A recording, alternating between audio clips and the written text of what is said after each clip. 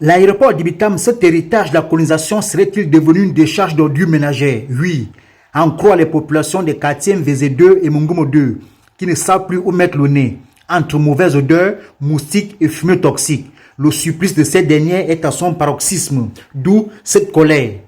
Depuis plusieurs années déjà, nous sommes victimes des odeurs, des moustiques, des mouches et de la fumée de cette décharge qu'ils ont créée ici. Cette fumée-là nous rend malades.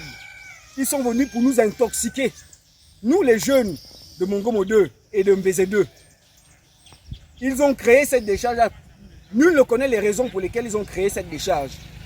Alors que les autorités de la transition sont à pied d'œuvre pour la réhabilitation des aéroports du pays, celui d'Ibitam suffoque sur le tas d'ordures.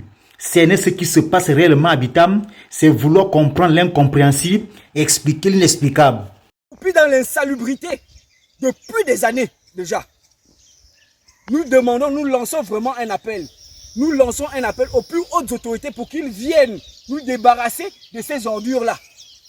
Une pétition a été lancée afin de mettre fin à cette pratique peu orthodoxe. Ce cri d'alerte aux allures d'un message n'est sans doute pas tombé dans les oreilles des sourds. Continuons toujours la pétition pour déjà alerter tous les riverains. Et les gens sont favorables, répondent favorablement à notre appel. Les gens sont favorables à la procédure que nous avons entamée. C'est pour dire que ce n'est pas l'idée d'une poignée de personnes, mais c'est toute la population de Mongomo 2 et de MVZ2 qui sont derrière nous et qui soutiennent notre action.